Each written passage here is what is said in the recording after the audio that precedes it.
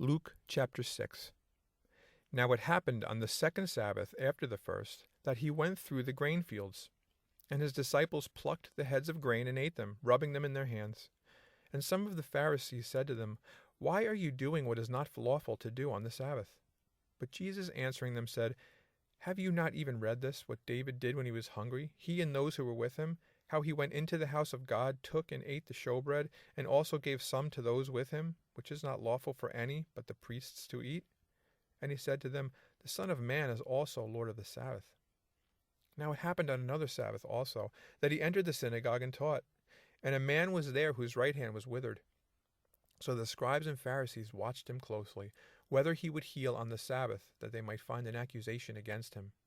But he knew their thoughts, and said to the man who had the withered hand, Arise and stand here. And he arose and stood. Then Jesus said to them, I will ask you one thing.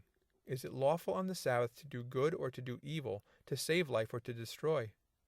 And when he had looked around at them all, he said to the man, Stretch out your hand. And he did so, and his hand was restored as whole as the other. But they were filled with rage and discussed with one another what they might do to Jesus. Now it came to pass in those days that he went out to the mountain to pray and continued all night in prayer to God. And when it was day, he called his disciples to himself, and from them he chose 12, whom he also named apostles: Simon, whom he also named Peter, and Andrew his brother, James and John, Philip and Bartholomew, Matthew and Thomas, James the son of Alphaeus, and Simon called the Zealot, Judas the son of James, and Judas Iscariot, who also became a traitor. And he came down with them and stood on a level place with a crowd of his disciples, and a great multitude of people from all Judea and Jerusalem, and from the seacoast of Tyre and Sidon, who came to hear him and be healed of their diseases, as well as those who were tormented with unclean spirits. And they were healed. And the whole multitude sought to touch him, for power went out from him and healed them all. Then he lifted up his eyes toward his disciples and said, Blessed are you poor, for yours is the kingdom of God. Blessed are you who hunger now, for you shall be filled. Blessed are you who weep now, for you shall laugh. Blessed are you when men hate you, and when they exclude you, and revile you, and cast out your name as evil, for the Son of Man's sake. Rejoice in that day, and leap for joy, for indeed your reward is great in heaven. For in like manner their fathers did to the prophets. But woe to you who are rich, for you have received your consolation. Woe to you who are full, for you shall hunger. Woe to you who laugh now, for you shall mourn and weep. Woe to you when all men speak well of you, for so did their fathers to the false prophets. But I say to you who hear, love your enemies, do good to those who hate you, bless those who curse you, and pray for those who spitefully use you. To him who strikes you on the one cheek, offer the other also, and from him who takes away your cloak, do not withhold your tunic either. Give to everyone who asks of you, and from him who takes away your goods, do not ask them back. And just as you want men to do to you, you also do to them likewise. But if you love those who love you, what credit is that to you? For even sinners love those who love them. And if you do good to those who do good to you, what credit is that to you? For even sinners do the same. And if you lend to those from whom you hope to receive back, what credit is that to you? For even sinners lend to sinners to receive as much back.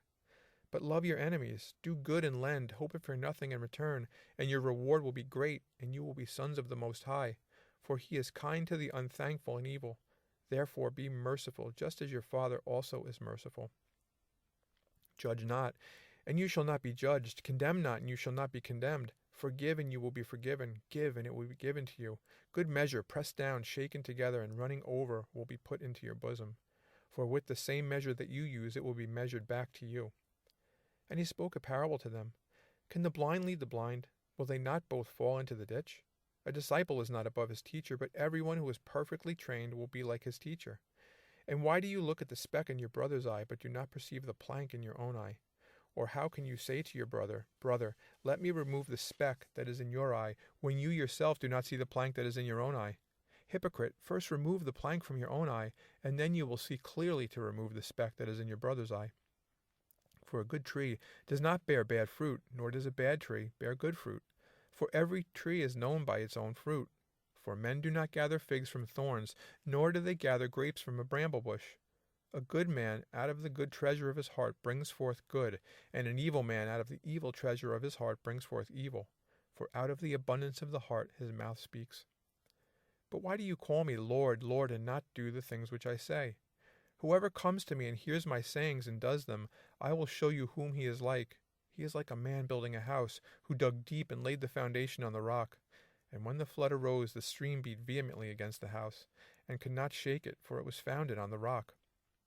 But he who heard and did nothing is like a man who built a house on the earth without a foundation, against which the stream beat vehemently, and immediately it fell, and the ruin of that house was great.